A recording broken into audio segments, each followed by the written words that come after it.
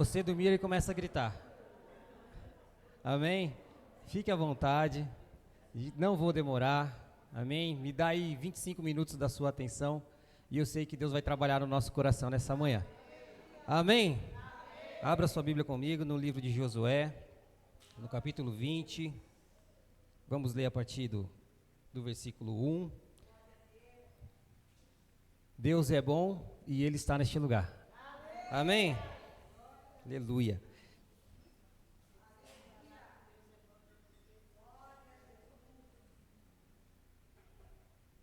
Amém? Acharam? Glória a Deus. Fique à vontade, você está na casa do Pai. Não a ponto de dormir, mas fique à vontade, amém? Relaxe. Eu sei que Deus está aqui e quer falar aos nossos corações. Josué capítulo 20, a partir do verso 1 diz assim: Disse mais o Senhor a Josué: Fala aos filhos de Israel, apartai para vós outras as cidades de refúgio, de que vos falei por intermédio de Moisés, para que fuja para ali o homicida, que por engano matar alguma pessoa sem querer, para que vos sirvam de refúgio contra o vingador de sangue. E fugindo para alguma dessas cidades, por-se-á a porta dela, e a exporá o seu caso perante os ouvidos dos anciões de tal cidade. Então tomarão consigo na cidade, e lhes darão lugar, para que habite com eles. Se o vingador de sangue o perseguir, não lhe entregarão nas mãos do homicida. Não lhe entregarão nas mãos o homicida, porquanto feriu seu próximo sem querer, e não o aborreceria dantes. Habitará, pois, na mesma cidade, até que compareça em juízo perante a congregação, até que morra o sumo sacerdote, que for naqueles dias. Então tornará o homicida e voltará à sua cidade, à sua casa e à cidade de onde fugiu. Amém? Só até aí, feche teus olhos por um instante. O pastor orou por mim, agora eu quero orar por essa palavra.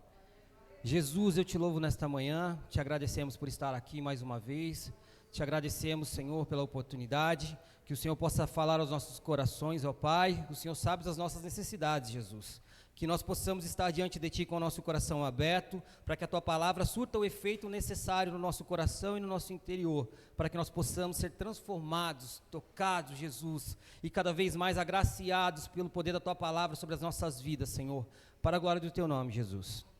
Amém. Glória a Deus.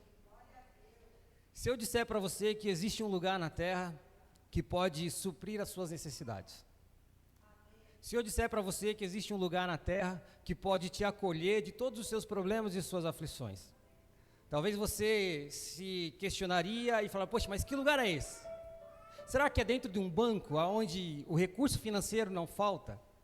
Será que dentro deste lugar eu vou ter todo o respaldo que eu preciso, tanto emocionalmente, financeiramente, intelectualmente? Se eu disser para você que esse lugar existe, que este lugar é a casa de Deus, e você está nele, o grande problema é que muitas vezes nós não conseguimos enxergar isso na casa de Deus, porque nós olhamos a casa do Senhor como uma casa simples e terrena, como algo conduzido por homens. E aí é como se a gente ficasse atrelado com o nosso pensamento, pastora, naquilo que a pastora Sônia pode fazer, naquilo que a pastora Sônia pode falar, naquilo que o pastor Vanderlei pode fazer. E aí, queridos, não é esse o propósito de nós sairmos da nossa casa no domingo de manhã, estar aqui às 8h30 para tomar um belo de um café, simplesmente para isso. Não é esse o propósito de nós estarmos aqui nesta manhã, e é porque nós estamos há tanto tempo, e eu gosto muito de falar isso, igreja, porque eu não quero nos meus dias, porque a Bíblia me promete que nos últimos dias o Senhor derramaria do seu Espírito sobre toda a terra. E eu acredito que essa é a nossa geração, de ser a geração dos últimos dias. Então eu não acredito num Deus tão silencioso. E Deus tem várias formas de falar, e Josué é um homem agraciado por Deus. Quando nós oramos, como Davi orou nessa manhã, e toda vez que nós oramos, nós recebemos, talvez de Deus, 3 respostas. Diga para a pessoa que está do seu lado, 3 respostas. Diga para ela um sim, um não e o silêncio. E eu te pergunto, qual é a melhor? Qual é a melhor? Se tratando de Deus, sim, é o melhor. Se tratando de Deus, o que vem das mãos deles, o que vem deles, é o melhor para nós. Amém? Por isso que o nosso coração está tão, às vezes, amargurado com os resultados que nos é imposto na vida, com a nossa maneira de viver. E nós só queremos ouvir de Deus o sim.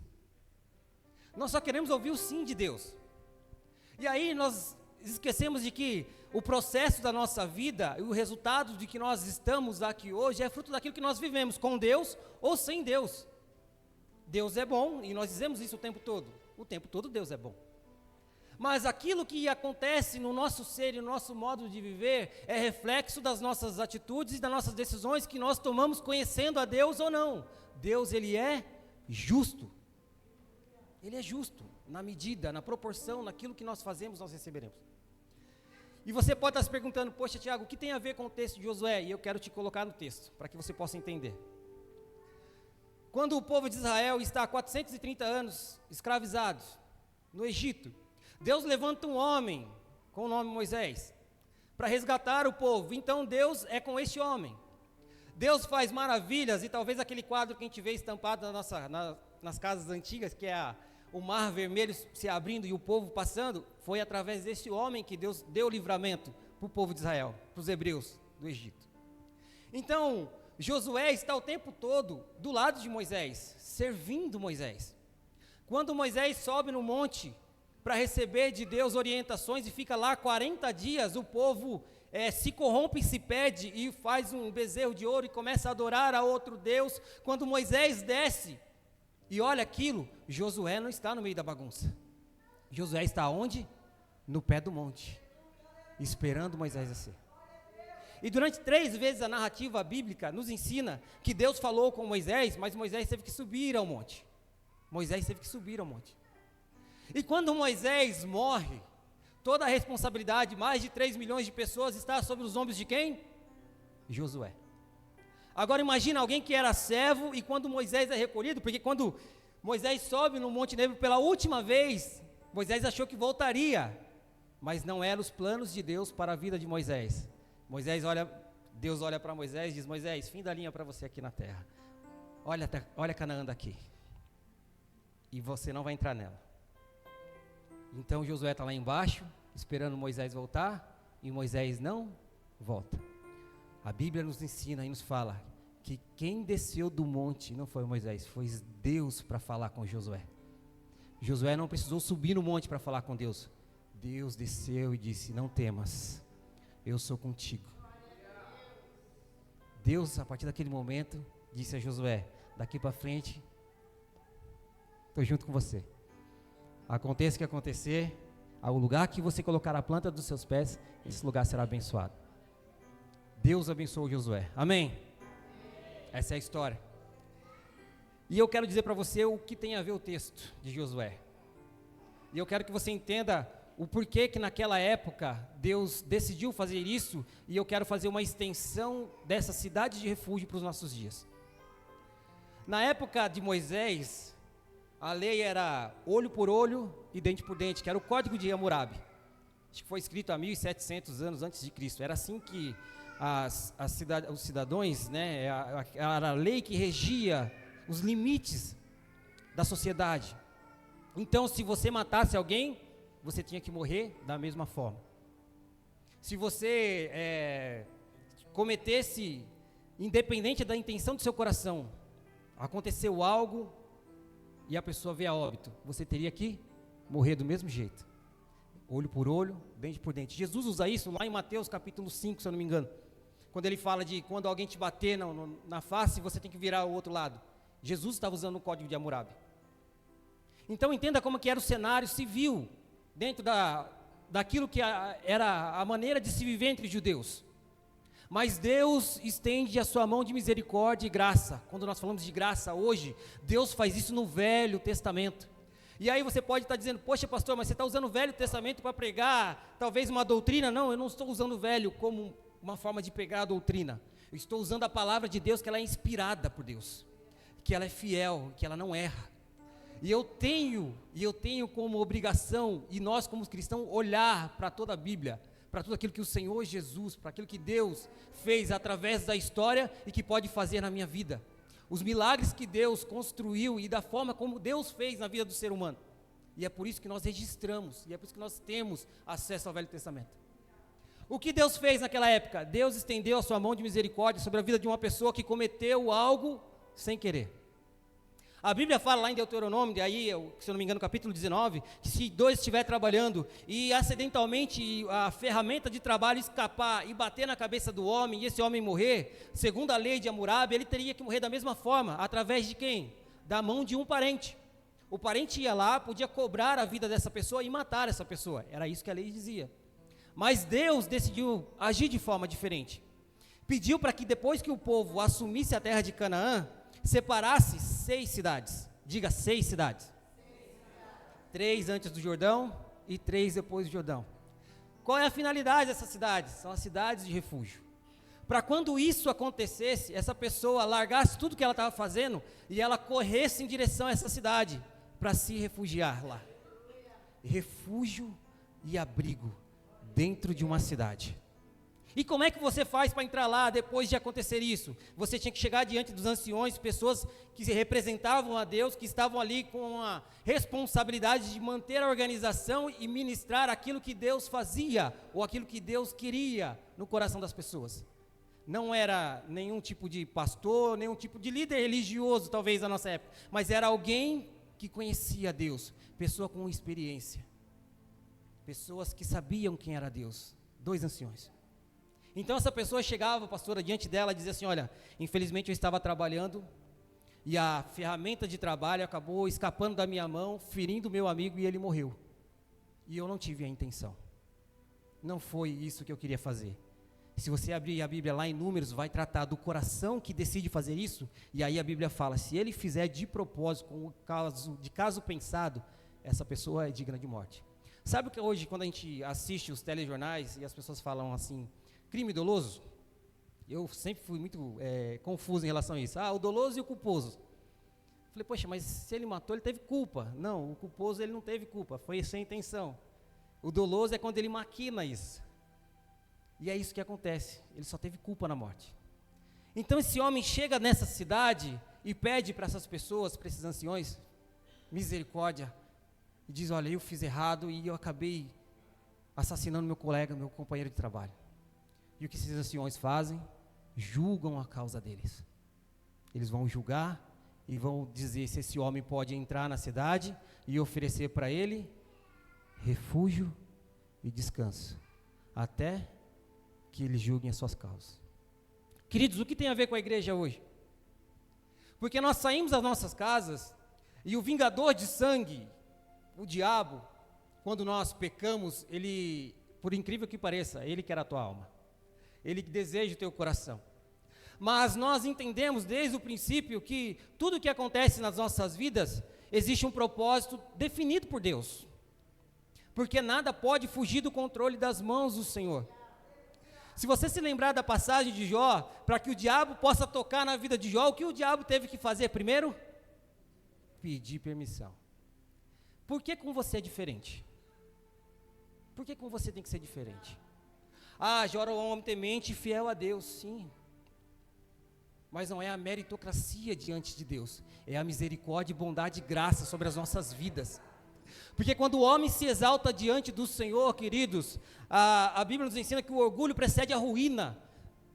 Então isso é tão sério diante de Deus, porque não é pelo nosso esforço, não é porque eu leio demais a Bíblia, não é porque eu oro demais e tento enxergar a Deus, é aquilo que Deus enxergou em mim, é aquilo que Deus estendeu sobre a minha vida, a misericórdia e o favor que eu não merecia. Então não adianta eu me esforçar para tentar ter de Deus algo que não vem de mim, não vem do meu esforço, é intimidade. Ser íntimo é uma coisa, ser íntimo de Deus é estar próximo dele o tempo todo, mas querer de Deus algo que eu não vou tirar das mãos dele com o meu esforço, é aquilo que Deus enxerga no meu coração. E é por isso que a intenção do coração, ela fica tão evidente nesse texto, porque o homem cometeu um suicídio ou um homicídio sem querer. E aí você fala, poxa, mas era a lei, o tempo da lei, era Deus estendendo misericórdia, Deus Deus enxergando a intenção do coração. Então não adianta eu subir aqui, pastora, só porque eu leio a Bíblia, porque eu oro, ou porque eu estudo, ou porque eu assisto, ou porque eu vejo, para pregar, e se eu, no meu coração não tiver a intenção de transmitir aquilo que Deus quiser. Então não adianta o grupo de louvor subir aqui e cantar, e cantar, e cantar, e cantar, se no fundo do coração deles o desejo lá dentro é de adorar a Deus. Porque muitas vezes o nosso coração acha que a gente está no controle do culto, mas o culto não se realiza e não acontece nas nossas vidas, porque simplesmente a gente quer. É porque Deus decidiu descer na terra através de uma reunião de seres humanos pecadores e miseráveis e visitar a nossa alma, visitar o nosso ser, o nosso lugar de refúgio, aonde Deus está presente. É por isso que nós encontramos no Senhor descanso. E este lugar existe, descanso para a alma é aqui. Talvez não da maneira como você pensa. Eu quero a solução dos meus problemas financeiros. Deus está te ensinando na escassez que você pode ser fiel a Ele até quando você tiver bastante. Eu estou enfermo. Deus está te ensinando que na enfermidade o seu clamor soa de forma diferente, porque você não está dependendo apenas dos recursos humanos, você começa a depender dos recursos dos céus. Então não adianta eu estar na casa do Senhor, e estar no lugar de refúgio, na cidade de refúgio de Deus, se eu não entender quem é Deus na minha vida. Se eu estiver, talvez aqui chegando e entrando e saindo, e orando, sem saber que no mundo espiritual, essa reunião está acontecendo com batalhas. Os céus travando uma guerra imensa, para que você esteja atento naquilo que o Senhor Deus está falando no seu coração nessa manhã. Porque estar aqui é muito fácil, agora viver fora daqui é o mais difícil. Pegar a palavra de Deus e dizer, olha, não é como eu penso, não sou eu que mando no céu, é o céu que manda na terra. Então eu não posso viver como eu quero, como eu desejo, como eu... Por isso que as igrejas se perdem hoje, pastora, porque deixaram de viver a vontade de Deus para viver a vontade dos homens. Se você pegar, Rafa, coloca para mim 1 Coríntios capítulo 5, versículo 2. Os anciões julgavam a causa. O pastor, o líder, diante de Deus. Tiago, como que eu sei que um pastor, ele é um homem de Deus? Quando a palavra de Deus anunciada no púlpito, ou anunciada através da vida dele, reflete naquilo que ele fala.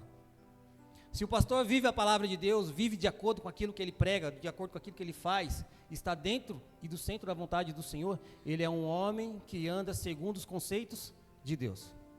Olha o que acontecia na igreja de Coríntios. Corinto, estáis ensoberbecidos, e nem a menos vos entristeceis ou entristecestes, por não ter sido dentre vós,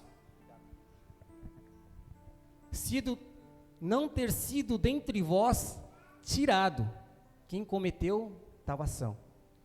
Versículo 3.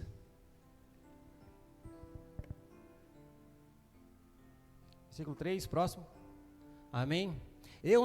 Paulo dizendo, eu, na verdade, ainda que ausente no corpo, mas presente no espírito, já determinei, como se estivesse presente, que o que tal ato praticou, próximo, em nome do nosso Senhor Jesus Cristo, junto de vós e o meu espírito, com o poder do nosso Senhor Jesus Cristo, 5, seja este tal entregue a Satanás. Olha como é forte. Para a destruição da carne, do corpo. Mas olha o espírito, para que o espírito seja salvo no dia do Senhor Jesus Cristo. Olha o que Paulo está dizendo. Olha, seja entregue a Satanás, tirado do meio da igreja. Seja entregue a Satanás. Porque alguém que comete tal ato, sem ter a condição de entender e se arrepender, que se houver arrependimento, a remissão de pecados, perdão, tira da igreja. Porque Paulo bem sabe que a pessoa nessa condição, nos últimos dias, sofrerá tanto, que ela pode até se arrepender e a sua alma ser salva. Como é duro. Decisão de quem está representando a Deus diante de uma comunidade. É difícil. Por isso, queridos, os nossos corações têm que entender o propósito de nós estarmos aqui. Não é só um ajuntamento de pessoas. É o lugar de segurança que nós estamos diante de Deus. E os nossos corações têm que se comportar como tal. Entender quem é Deus e que existem limites dentro da casa do Senhor. Existem barreiras para que o nosso coração e a nossa maneira de viver não seja fustigado por aquilo que Satanás pode trazer ao nosso coração. Porque o pecado é a única coisa que nos faz separação entre nós e o nosso Deus. Pensa, lá em Romanos 8 diz: nada pode nos separar do amor de Deus. Aí fala, nem a altura, nem a profundidade, nem o mal, nem os anjos, nada, mas só o pecado. Só o pecado. Queridos, e não existe nada que Deus faça em nossas vidas se nós não entendemos aquilo que o Espírito Santo de Deus gera em nós, se nós não nos arrependemos. Até isso Deus não pode fazer em nós se nós não caminharmos em direção ao Senhor. O homem tinha que se arrepender na frente dos homens, dos anciões, dizendo: olha, eu errei, eu fiz errado, apresentar o seu problema, e ele tinha que ser julgado, e o arrependimento tinha que estar notório no coração dessa pessoa, para que ela pudesse entrar. Amém? Essa pessoa entrava, ficava lá. Olha como isso é tão real nos nossos dias. Ela fugindo do seu caçador de sangue, do seu vingador de sangue, ela tinha que fazer o quê? Abrir mão de tudo. A partir do momento que ela entrava na cidade, ela não podia mais sair. O texto fala que se depois ela saísse e o vingador de sangue o encontrasse na rua, ela tinha que ser morta. Então ela tinha que ficar lá dentro, ou seja, ela tinha que abrir mão do seu modo de viver. Ela já não podia mais viver na sua família, ou como ela vivia antes. Ela não podia ter os mesmos hábitos, os mesmos costumes, porque ela estava dentro de uma cidade que tinha que ser guardada por aquelas pessoas. Só tinha uma entrada, ou seja, como Cristo para nós é a porta aberta, a porta das ovelhas. Queridos, nós temos que passar por Ele. Representa muito isso. Essa pessoa entrava e ficava lá dentro, sendo guardada, refugiada, zelada, cuidada, mas ela tinha que viver lá dentro. Amém? Se ela saísse de lá, ela correria o risco de ser morta. E quando ela podia sair? Pergunte para a pessoa que está do seu lado. E quando ela podia sair? Versículo 6. Habitará, pois, a mesma cidade até que compareça em juízo perante a congregação, até que morra o sumo sacerdote, que for naqueles dias. Então tornará o homicida e voltará à cidade e à sua casa e à cidade de onde fugiu. Tinha que morrer o sumo sacerdote. Se o sumo sacerdote ficasse em vida 30, 40, 50 anos, ela era obrigada a estar lá. E aí talvez você pode estar se perguntando: poxa, será que não era muito ruim? Será que não era muito chato? Por incrível que pareça, na minha trajetória de cristão, por muitas vezes eu já me perguntei: ser crente é ser chato. Viver dentro da igreja, às vezes, é ser chato. Sabe por quê? Porque muitas das vezes eu olhei a igreja como uma ótica humana. Porque a partir do momento que eu começo a deixar o Espírito Santo de Deus revelar ao meu coração o que era igreja, eu entendo o que é morar com pessoas, e eu sei como é viver com pessoas, e eu vou fazer isso no céu. É a forma que Deus encontrou de vivermos em comunidades, para que um dia nós possamos viver em uma comunidade só, no céu. Na igreja você vai achar gente legal, você vai achar gente chata, e por incrível que pareça, deve ter um do seu lado. Ele está aí. Mas é a forma que Deus tem de trabalhar no nosso coração, de trabalhar na nossa vida, no nosso interior. E igreja parece ser chato, parece quando nós olhamos na ótica humana, mas quando nós deixamos que o Espírito Santo de Deus revele a sua vontade em nossas vidas, nós começamos a entender que igreja é o lugar onde nós temos acesso ao trono da graça, através do louvor e da adoração.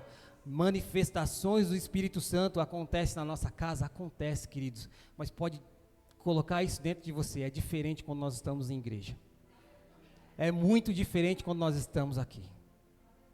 O coração de Deus se move de forma diferente, porque é um povo que adora. Deus ama ajuntamento, por isso que ele fala, se tiver 2 ou 3, então ele fala assim, na forma mínima, Na forma mínima, se tiver 2 ou 3 na minha presença, lá eu estarei. Na forma mínima. Deus não está pedindo um caminhão de gente. Deus está pedindo 2 pessoas com o coração derramado diante da presença dEle. Aí o que acontece? Deus se faz presente. E isso é o que Deus quer das nossas vidas, para que nós possamos sair da nossa casa, para que o mundo veja a gente arrumado, perfumado, cheiroso, dizendo, olha, vai um crente adorar ao Senhor. Vai alguém que conhece a palavra de Deus, porque eu sabia quem essa pessoa era antes de ir para a igreja, hoje eu sei quem ela é depois que ela foi para a igreja, porque através da vida dele, através do testemunho que nós temos com a ação de Deus em nós, aleluia, reflete a bondade, a misericórdia e o amor de Deus, através das nossas vidas, através do nosso modo de viver. Roubava, não rouba mais, entende? É aquilo que Deus produz nas nossas vidas. E isso nós só encontramos no lugar perfeito. Perfeito porque, poxa, Tiago, mas a igreja é perfeita? Não, porque o dono da igreja é perfeito. E o processo é sempre contínuo nas nossas vidas. Pergunte para a pessoa que está do seu lado, aonde você quer que Deus te leve para que você aprenda o processo?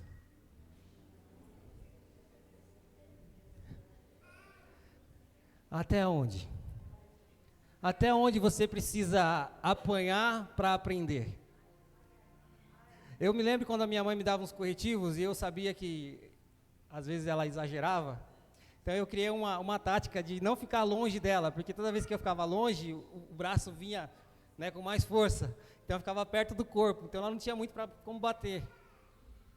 Queridos, até onde a gente vai sofrer para entender que Deus quer o melhor para as nossas vidas e que não depende daquilo que Deus fala, mas sim daquilo que Deus faz.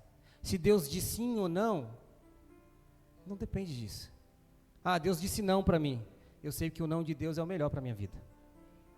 Eu sei que o silêncio de Deus é o melhor para a minha vida. Deus está me ensinando. De alguma forma Deus está me ensinando. De alguma forma Deus está trabalhando. É porque aí quando Deus diz não, nós desmerecemos Deus. Ah, Deus não está ouvindo. Deus se esqueceu de mim, como se Deus pudesse se esquecer de alguém. Como se Deus pudesse esquecer dos seus problemas, se esquecer das suas aflições, se esquecer daquilo que você tem, daquilo que você precisa. Deus não se esquece de nós. Deus não se esquece de nós. O problema é que nós queremos de Deus de forma imediata. Só que nós temos que correr em direção a Ele, nos refugiar nele e aguardar nele, para que o tempo oportuno daquilo que Deus tem para as nossas vidas aconteça de forma natural. E não forçar a Deus, colocar a Deus contra a parede, né? A gente vê hoje nas igrejas, nós ordenamos, nós fazemos isso ou fazemos aquilo como se Deus fosse obrigado. Deus não é obrigado a nada. É o nosso coração que tem que se derramar diante dEle, deixar o nosso orgulho de lado, se quebrantar diante da presença dEle, para que Deus, no tempo oportuno, nos levante. Nós falamos que Deus é o nosso refúgio e fortaleza, socorro bem presente no dia da angústia, mas nós não estamos preparados para viver o dia da angústia. Porque nós não estamos abrigados, não estamos refugiados nele. Porque quando nós entendemos que nós estamos seguros, coloque um colete à prova de bala em você e fala assim, ó, pode atirar porque eu sei que eu estou protegido. É isso. É isso. Acontece o que acontecer na minha vida, eu estou convicto que Deus está cuidando. Eu estou convicto que Deus está trabalhando. Não saiu como eu esperava, mas eu sei que Deus está trabalhando. Eu não sei de que forma, mas eu sei que Deus está fazendo. Estou refugiado nele, estou escondido nele, estou debaixo das suas asas, estou debaixo das tuas mãos, mas eu tenho que esperar o agir de Deus sobre a minha vida. Quer ser livre? Quer ser livre? Deixe Deus trabalhar no seu coração. A pessoa, para sair daquele lugar, o ancião tinha que morrer para ser liberto. Depois que o ancião morria, o sumo sacerdote morria, essa pessoa saía com os 2 anciões. E ela voltava para a cidade dela. E aí ela andava por 7 dias com essas 2 pessoas do seu lado. Então, por onde ela ia, aqueles 2 representantes da cidade de refúgio andavam com ele. Para quê? Para que as pessoas olhassem para aquela pessoa e enxergassem, olha, a dívida dele foi paga. Os anciões estão andando com ele. Para que o vingador de sangue não pudesse mais matá-lo, porque eles entenderam que o sumo sacerdote morreu. Rafa, abre para mim Hebreus, capítulo 6, versículo 20. Você pode estar se perguntando, Tiago, mas Velho Testamento? Se existe refúgio diante do Senhor, são 6 cidades. existe uma cidade ainda que nós aguardamos. E isso foi cantado desde o começo do culto. E como é que você acessa essa cidade segura? Como é que você chega lá? Uma vez um amigo no trabalho perguntou: você acredita em extraterrestre? Eu pensei bem. Eu falei: eu acredito. Ele ficou assustado. Você acredita? Eu falei: eu acredito. Eu falei: e se eu disser para você que você está falando com um? Ele falou: ah, para, você está brincando. Eu não sou daqui. Eu não sou daqui. Para que aquela pessoa saísse daquele lugar e voltasse para sua terra, o sumo sacerdote tinha que morrer. Substituição. Assumir o lugar do outro. Quem era o nosso sumo sacerdote? Hebreus capítulo 6, aonde Jesus, nosso precursor, entrou por nós, feito eternamente sumo sacerdote, segundo a ordem de Melquisedeque. O sumo sacerdote Jesus morreu na cruz do Calvário. Morreu na cruz do Calvário. Sabe o que isso quer dizer para mim e para você? Pode sair da cidade de refúgio. A 7ª cidade nos aguarda. A 7ª, olhe para a pessoa do seu lado, queridos. Nós cantamos isso, ó. A 7ª cidade te aguarda. Você está livre. A culpa do pecado foi paga. Você está livre. Nós estamos livres, a 7ª cidade nos aguarda, estamos esperando por Ele, aleluia, o sumo sacerdote já pagou o preço por nós, a dívida foi cancelada, anulada, estamos esperando a volta de Jesus. Se coloque de pé, por favor. Aleluia. Eu comecei essa palavra dizendo sobre o sim e o não de Deus e o silêncio de Deus. Talvez algumas respostas você veio buscar do Senhor dessa manhã e talvez Ele vai te dizer sim, talvez Ele vai te dizer não e talvez Ele vai permanecer em silêncio. Mas o que é mais importante nessa manhã é saber aonde você está e em que condição você está. Se você está em Deus e debaixo das asas do Onipotente, queridos, você está no lugar certo. Qual é o grande perigo? É de sair deste lugar sem ter a bênção dele. É sair debaixo da condição de filho, é sair debaixo da condição de servo, sem receber de Deus o perdão. Sem receber de Deus o favor imerecido. Queridos, enquanto nós estivermos na terra, nós ainda estamos lutando e continuaremos a lutar, sendo fortalecidos por Deus e pela ação do Espírito Santo de Deus em nossas vidas. Ou seja, isso não terminou ainda. Mas depende do que nós iremos tomar como decisão o amanhã. Porque correr para uma cidade de refúgio não depende de Deus, depende de mim. Correr para um lugar seguro não depende de Deus, porque Deus vai estar sempre de braços abertos para te receber. Independente da condição, independente da situação, mas estar nele não quer fazer de você um fanático, quer fazer de você um filho. Estar diante dele quer fazer de você servo dele. Quando o filho pródigo volta para casa, ele não volta pelo pai, pastora. Ele volta pela barriga, pela fome. Ele fala: eu vou voltar para a casa do meu pai porque lá tem comida, lá tem alimento. Mas quando ele chega no caminho, quem está na porta da casa esperando? É o pai, de braços abertos. Então, queridos, a motivação de nós estarmos aqui hoje, por mais que seja errada, mas volte diante da presença do Senhor, se volte para Ele, corra para Ele, vá até em direção a dEle, porque eu sei que Deus não vai falhar. Deus não vai falhar em nossas vidas, Deus não vai deixar de fazer algo em nosso coração, porque nós deixamos de fazer algo por Ele. Deus irá fazer milagres em nosso ser, porque Ele é bom, porque Ele é misericordioso, porque Ele nos ama, e é por isso que nós estamos aqui, não é por nós. Desculpa te dizer, não é pela sua beleza, queridos. É porque Deus olhou para o teu coração e te amou. E te amou, e te amou de forma incondicional. E amor não se mede com os nossos parâmetros. Não se mede com a nossa forma de sentir. Se mede como nós enxergamos Cristo na cruz do Calvário. De se derramar por inteiro. Até a última gota de sangue. Sabe qual é a maior prova disso? Vida. Vida, é a vida que você tem, que está aí com você, é a maior prova do amor de Deus para nós.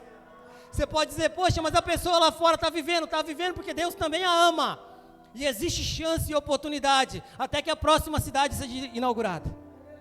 Sabe por quê, queridos? O Espírito Santo de Deus revela em si nós. Porque Deus não desceu do céu e me disse que eu estou salvo. Deus não apareceu no meu quarto dizendo: Tiago, parabéns, você aceitou o Evangelho e agora você está salvo. Sabe o que é? O Espírito Santo de Deus garante isso ao nosso coração. Fala isso dentro do nosso interior. É o Espírito de Deus se revelando.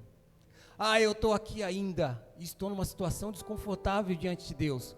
Não se preocupe, só fique no lugar de refúgio, que é o Senhor. Rafa, Salmo 46, só para a gente finalizar. Aleluia. Glória a Deus. Cuida de nós, Jesus. Conhece nossos corações. Deus é o nosso refúgio e fortaleza, socorro bem presente na angústia. Versículo 2, aleluia. Portanto não temeremos, ainda que a terra se mude, e ainda que os montes se transportem para o meio dos mares, aleluia. 3, aleluia. Ainda que as águas rujam e se perturbem, ainda que os montes se abalem pela sua braveza. 4, aleluia. Há um rio cujas correntes alegram a cidade de Deus, o santuário da morada do Altíssimo.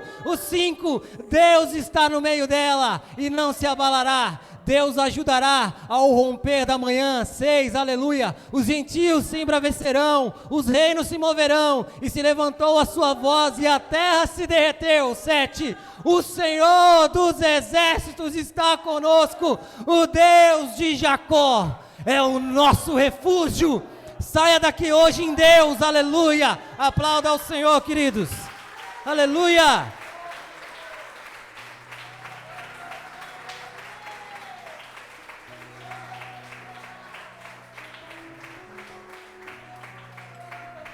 Aleluia. Feche teus olhos, vamos orar. Aleluia, aleluia. Oh Jesus, Tu és maravilhoso. Tu és maravilhoso, Jesus. Conhece nossos corações, cuida da nossa alma, Senhor. Senhor, não há homem ou mulher neste lugar, ó Deus, que o Senhor não conheça. Senhor, não há nada em nós que esteja oculto diante dos Teus olhos, ó Deus. Por isso, Senhor, quando nós dizemos que nós nos refugiamos em Ti, ó Pai, no nosso modo simples de viver, Senhor, com as nossas limitações e frustrações, nós estamos aqui, Senhor, confiando e esperando por Ti, Deus. Sabemos, ó Pai, que Tu és o Deus que cuida de nós, ó Pai, e que nada foge do controle de Tuas mãos, ó Deus. Que a bondade e a misericórdia do Senhor nos segue todos os dias de nossas vidas, ó Pai. E isso, Senhor, tem que ser aplicado ao nosso coração, porque nós sabemos que da Tua parte, ó Deus, isso acontecerá, Jesus. Isso acontecerá em nossas vidas, ó Deus.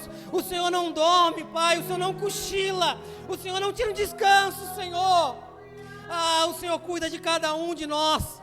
E nesta manhã, ó Pai, o nosso coração está diante de Ti, Senhor, pedindo a Ti, ó Deus, que o nosso coração descanse.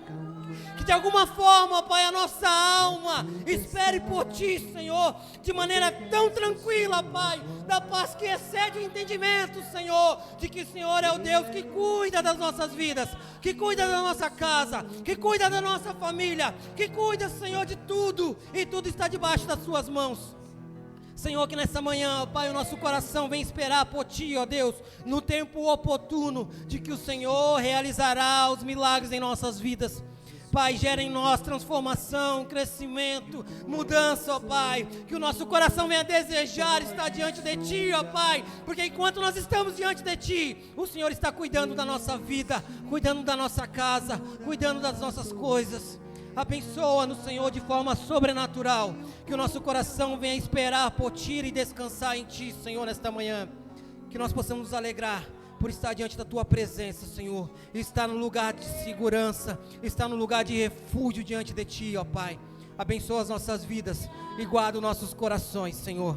Amém e amém. Você pode aplaudir ao Senhor? Aleluia, Deus te abençoe, queridos, em nome de Jesus. Amém, pastora.